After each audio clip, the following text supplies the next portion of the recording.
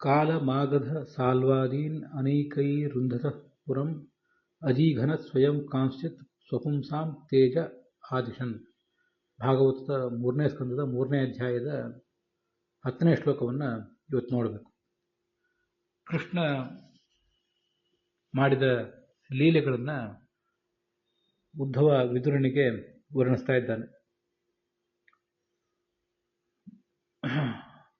ಅದೆಷ್ಟೋ ಶತ್ರುಗಳನ್ನು ಕೃಷ್ಣ ಸ್ವಯಂ ಸಂಹರಿಸಿದ. ಮತ್ತೆ ಕೆಲವರನ್ನು ತನ್ನ ಅನುಯಾಯಿಗಳ ಮೂಲಕ ಕೊಲ್ಲಿಸಿದ. ಅದರಲ್ಲಿ ಕಾಲಯವನ ಇವನನ್ನು ಮುಚುಕುಂದನ ಮೂಲಕ ಕೊಲ್ಲಿಸಿದ. ಕಾಲಯವನ ಗರ್ಗರ ಮಗ. ಗರ್ಗ ಅಂದರೆ ಯಾದವರ ಗುರು. ಯಾದವರು ಒಮ್ಮೆ ಈ ಗರ್ಗನನ್ನು ನಪುಂಸಕ ಅಂತ ಹಾಸ್ಯ ಮಾಡಿದರು. ಆವಾಗ ಆ ಗರ್ಗರ ಗುರುವಾದಂಥ ಕೃಷ್ಣನಿಗೆ ನಾಮಕರಣವನ್ನು ಮಾಡುವವನಾದ ಆ ಗರ್ಗ ಕೃಷ್ಣನ ಬಲದಿಂದ ಇವರಿಷ್ಟು ಕೊಬ್ಬಿದ್ದಾರೆ ಯಾದವರು, ಇವರಿಗೆ ಈಗ ಒಂದು ತಕ್ಕ ಶಾಸ್ತಿ ಮಾಡ್ತೇನೆ, ಕೃಷ್ಣನೇ ಇಲ್ಲದಂತೆ ಮಾಡಿಬಿಡುವ ಮಗನನ್ನೊಬ್ಬನನ್ನು ನಾನು ಪಡಿತೇನೆ ಅಂತ ಆಲೋಚನೆ ಮಾಡಿ ತಪಸ್ಸಿಗೆ ಕೂತ. ಕೃಷ್ಣನ ನಿಗ್ರಹಕ್ಕೆ ಕಾದಿದ್ದವರು ಅನೇಕ ಜನ ದುಷ್ಟರು. ಅವರು ಆ ರಾಕ್ಷಸರು ಕೃಷ್ಣನ ನಾಶಕ್ಕೆ ಹೊರಟಂಥ ಈ ಗರ್ಗಾಚಾರ್ಯನ ಮೂಲಕನೇ ಒಬ್ಬ ನಾಯಕನನ್ನು ಹುಟ್ಟಿಸಬೇಕು ಅಂತ ಆಲೋಚನೆ ಮಾಡಿದರು. ಅದರಂತೆ ಅವರೆಲ್ಲ ಅಲ್ಲಿ ಗರ್ಗಾಚಾರ್ಯನ ಬಳಿಗೆ ಗೋಪಾಲಿ ಅಂತ ಒಬ್ಬ ಅಪ್ಸರೆಯನ್ನು ಕಳಿಸಿದರು. ಹೆಸರು ಸ್ವಲ್ಪ ಹೆಚ್ಚು ಕಡಿಮೆ ಇರಬಹುದು, ನನಗೆ ಅದನ್ನೆಲ್ಲ ಕಥೆಯನ್ನು ಇಲ್ಲಿ ಹೇಳೋದಿಲ್ಲ, ಮುಂದೆ ಹೇಳ್ತೇನೆ. ರಾಕ್ಷಸ ಕುಲದ ಅಪ್ಸರೆ, ಅವಳ ಮೂಲಕ ಕಾಲಯವನ ಅಂತ ಒಬ್ಬ ರಾಕ್ಷಸ ಹುಟ್ಟಿದ.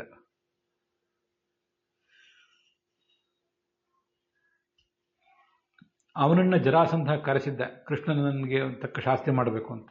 ಆದರೆ ಕೃಷ್ಣ ಆತನನ್ನು ವಂಚಿಸಿ ಮುಚುಕುಂದ ಮಲಗಿದ್ದ ಗುಹೆ ಕರ್ಕೊಂಡು ಹೋಗಿ ಅಲ್ಲಿ ಆತನನ್ನು ಮುಚುಕುಂದನ ಮೂಲಕ ಕೊಲಿಸಿದ. ಜರಾಸಂಧನನ್ನು ಭೀಮಸೇನನ ಮೂಲಕ ಕೊಲಿಸಿದ್ದು ನಮಗೆ ಗೊತ್ತಿದ್ದೇ ಇದೆ. ಸಾಲ್ವನ್ನ ತಾನೇ ಸಂಹರಿಸಿದ.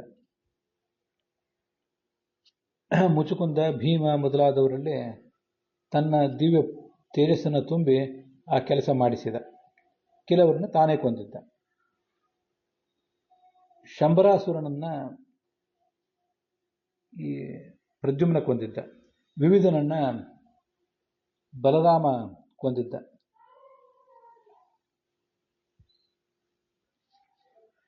ಈ ಶಂಬರಾಸುರನನ್ನ ಬಲರಾಮ ಕೊಂದಿದ್ದ. ಶಂಬರಾಸುರ ಬಲರಾಮನಿಂದಲ್ಲ, ಪ್ರದ್ಯುಮ್ನ ಮೂಲಕ ಶಂಬರಾಸುರ ಹತ್ಯೆಗೆ ಒಳಗಾಗಿದ್ದ. ಪ್ರದ್ಯುಮ್ನ ಕೃಷ್ಣನ ಮಗನಾಗಿ ಇನ್ನೂ ಶಿಶುವಾಗಿರುವಾಗಲೇ ಇವನು ಈ ಶಂಬರಾಸುರ ಆತನನ್ನು ಅಪಹರಿಸಿಬಿಟ್ಟಿದ್ದ. ಆ ಸಂದರ್ಭದಲ್ಲಿ ರತಿ, ಮನ್ವಸನ ಪತ್ನಿ ರತಿ, ಶಂಬರಾಸುರನ ಮನೆಯಲ್ಲಿದ್ದು ಈ ಬಲರಾಮನನ್ನು ರಕ್ಷಿಸಿದರು. ಮುಂದೆ ಅವನು ದೊಡ್ಡವನಾದ ಮೇಲೆ ಆ ಶಂಬರಾಸುರನನ್ನು ಸಂಹರಿಸಿದ. ಕೃಷ್ಣ ಆತನನ್ನು ಮತ್ತೆ ಕರ್ಕೊಂಡು ಬಂದ ಅಂತ ಇಷ್ಟು ಕಥೆ ಕೇಳಿ ಬರ್ತದೆ. ಮುಂದೆ ವಿವಿಧ ಅಂತಿದೆ. ಮೈಂದ, ವಿವಿಧ ಅಂತ ಇಬ್ಬರು ರಾಕ್ಷಸರು. ಅವರಿಬ್ಬರು ಕಪಿಗಳಾಗಿ ಜನಿಸಿದ್ರು. ರಾಕ್ಷಸರ ಆವೇಶ ಇದ್ದಂಥ ಅಶ್ವಿನಿ ದೇವತೆಗಳು ಹೀಗಿದೆ. ಅದು ಮುಂದೆ 10ನೇ ಸ್ಕಂದದಲ್ಲಿ ಬರುವಾಗ ವಿಶೇಷವಾಗಿ ಅದರ ಬಗ್ಗೆ ಹೇಳ್ತೇನೆ. ಅದರಲ್ಲಿ ಇವರಿಬ್ಬರನ್ನು, ಈ ವಿವಿಧನನ್ನು ಬಲರಾಮ ಸಂಹರಿಸಿದ್ದ. ಬಾಣಾಸುರನನ್ನು ಯಾರೂ ಸಂಹರಿಸಿಲ್ಲ, ಆತನನ್ನು ಸದೆ ಬಡ್ದಿದ್ರು ಅಷ್ಟೇ. ಬಾಣಾಸುರನ ಮಗಳು ಉಷಾ, ಅವಳನ್ನು ಅನಿರುದ್ಧ ಮದುವೆ ಮಾಡಿಕೊಂಡಿದ್ದ. ಮತ್ತು ಅವನನ್ನು ನಿಗ್ರಹಿಸಿದ್ರಷ್ಟೇ. ಮುರಾಸುರನನ್ನು ಸ್ವಯಂ ಕೃಷ್ಣ, ನರಕಾಸುರನ ಮಂತ್ರಿಯಾದ ಮುರಾಸುರನನ್ನು ಸ್ವಯಂ ಕೃಷ್ಣ ಸಂಹರಿಸಿದ್ದ. ಬಲ್ವಲ ಅಂತ ಒಬ್ಬ, ಇವನನ್ನು ಬಲರಾಮ ಕೊಂದಿದ್ದ.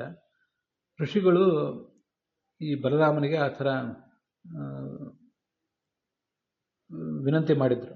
ಆ ಪ್ರಕಾರ ಅವನನ್ನು ಕೊಂದು ಹಾಕಿದ. ಬಲರಾಮನನ್ನು ಮುಂದೆ ಋಷಿಗಳು ಪ್ರಶಂಸೆ ಮಾಡಿದರು. ಹೀಗೆ ತನ್ನವರ ಮೂಲಕ ಕೆಲವರನ್ನ ಇವರೆಲ್ಲ ಸಂಹರಿಸಿದ. ಕೆಲವರನ್ನು ಶಿಶುಪಾಲದಂಥ ವಕ್ತಾದಿಗಳನ್ನು ತಾನೇ ಕೊಂದು ಹಾಕಿದ. ಮತ್ತೆ ಈ ಕೆಲವರು ಕುರುಕ್ಷೇತ್ರದ ಯುದ್ಧದಲ್ಲಿ ದೊಡ್ಡ ಪ್ರಮಾಣದ ಯುದ್ಧ ನಡೆದಾಗ ಅಲ್ಲಿ ಕೌರವ ಪಕ್ಷದ ಪಾಂಡವ ಪಕ್ಷದ ದೊಡ್ಡ ಸೈನ್ಯ ಭೂಮಿಯನ್ನು ನಡುಗಿಸ್ತಾ ಅಲ್ಲಿ ಬಂದು ನಿಂತಿತ್ತು.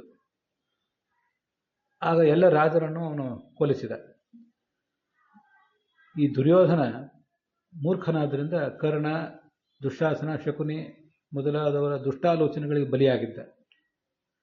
ಅವರು ಮೂರ್ಖರೇ ಆಗಿದ್ದರು. ಆದ್ದರಿಂದಾಗಿಯೇ ಅವನ ಸಂಪತ್ತು, ಆಯುಷ್ಯ ಮೊದಲೇ ಎರಡೂ ಕೂಡ ನಷ್ಟವಾಗಿ ಹೋಗಿತ್ತು. ಅಂತಹ ದುರ್ಯೋಧನನನ್ನು ಭೀಮಸೇನನ ಗದೆ ಪೆಟ್ಟಿಗೆ ಧರಾಶಾಯಿಯಾಗುವಂತೆ ಮಾಡಿದ ಈ ಕೃಷ್ಣ. ಇದನ್ನು ಗಮನಿಸಿ, ಭೂಮಿಯಲ್ಲಿ ಆ ದುರ್ಯೋಧನ ಬಿದ್ದಿದ್ದನ್ನು ಗಮನಿಸಿ ಅವನು ನನಂದ ಕೃಷ್ಣ ಸಂತೋಷಪಟ್ಟ ಅಂತ ವರ್ಣನೆ ಮಾಡ್ತಾನೆ. ಸ್ವಯಂ ಕಲಿಯಾದಂತಹ ದುರ್ಯೋಧನ ಹೀಗೆ ತೊಡೆ ಮುರಿದು ಬಿದ್ದದ್ದು ಎಲ್ಲ ದುಷ್ಟರ ನಾಯಕನ ಅಂತ್ಯ ಆಯಿತು ಅಂತ ಆತ ಸಂತೋಷಪಟ್ಟಿದ್ದ.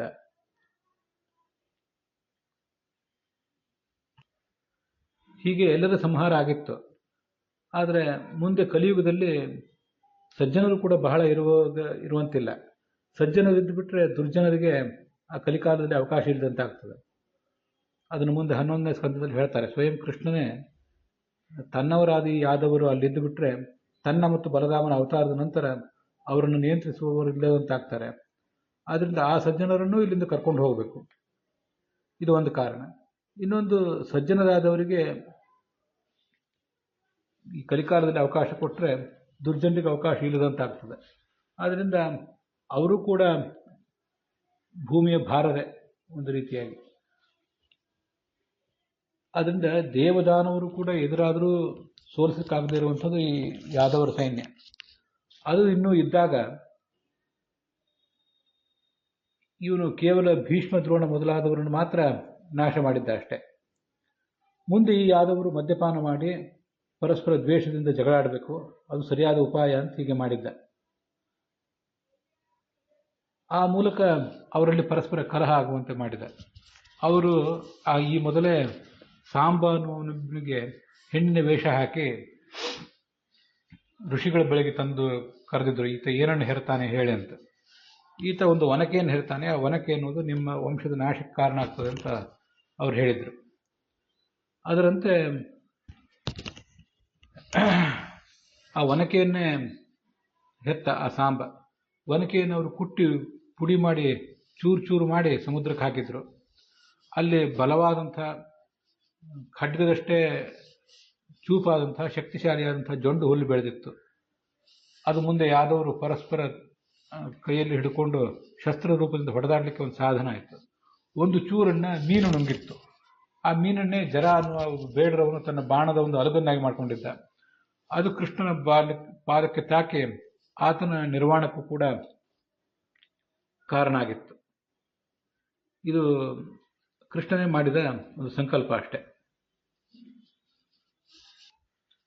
ಆದ್ದರಿಂದ ಯಾದವರ ದೊಡ್ಡ ಸೈನ್ಯದ ಮುಂದೆ ಈ 18 ಅಕ್ಷೋಹಿಣಿಗಳ ಸೈನ್ಯ ಅನ್ನೋದು ಬಹಳ ಸಣ್ಣದಷ್ಟೇ. ಕುರುಕ್ಷೇತ್ರದಲ್ಲಿ ನಷ್ಟ ಆದ 11 + 7 ಸೈನ್ಯ ಅನ್ನೋದು ಬಹಳ ಸಣ್ಣದು. ಆದರೆ ಕೌರವರು ಪಾಂಡವರ ಯುದ್ಧದ ಅನ್ನೋದು ಯಾಕೆ ಮಹತ್ವದ್ದು ಅಂದರೆ, ಪಾಂಡವರ ನಾಯಕನಾಗಿ ಭೀಮಸೇನ ಇದ್ದಾನೆ, ಜೀವೋತ್ತಮನಾದ ಭೀಮಸೇನ ಇದ್ದಾನೆ, ಮತ್ತು ಕೌರವರ ನಾಯಕನಾಗಿ ಸ್ವಯಂ ಕಲಿ ಇದ್ದಾನೆ. ಆದ್ದರಿಂದ ಹೀಗೆ ಇಬ್ಬರು ಜೀವಕೋಟಿಯಲ್ಲಿ ಅತ್ಯಂತ ಪ್ರಧಾನರಾದವರ ನಡುವಿನ ಸಂಘರ್ಷ ಅದು.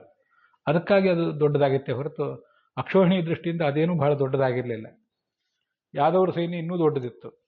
ಕಾಲಯವನ ಸೈನ್ಯವಂತೂ 300 ಅಕ್ಷೋಹಿಣಿ ಸೈನ್ಯ ಇತ್ತು ಅಂತ ತಾತ್ಪರ್ಯ ನಿರ್ಣಯದಲ್ಲಿ ಬಂದಿದೆ. ಅದನ್ನು ನಾವು ಮುಂದೆ ನೋಡೋರಿದ್ದೇವೆ. ಆದ್ದರಿಂದ ಈ ಯಾದವರ ಸೈನ್ಯ ಇನ್ನೂ ಭೂಮಿಯಲ್ಲಿದ್ದಾಗ ಈ ಕೌರವರು ಪಾಂಡವರ ನಡುವಿನ 18 ಅಕ್ಷೋಹಿಣಿ ಸೈನ್ಯ ಅನ್ನೋದು ಎಂಥ ಭಾರ ಅದು, ಅದೇನು ದೊಡ್ಡ ಭಾರವೇ ಅಲ್ಲ ಅಂತ ಹೀಗೆ ಈ 14ನೇ ಶ್ಲೋಕದಲ್ಲಿ ಅಭಿಪ್ರಾಯ ಪಡ್ತಾರೆ. ಅಲ್ಲಿಗೆ 15ನೇ ಶ್ಲೋಕ ಸಮಾಪ್ತವಾಗಿದೆ. ಇವತ್ತಿನ ಭಾಗವು ಕೂಡ ಸಮಾಪ್ತವಾಗಿದೆ.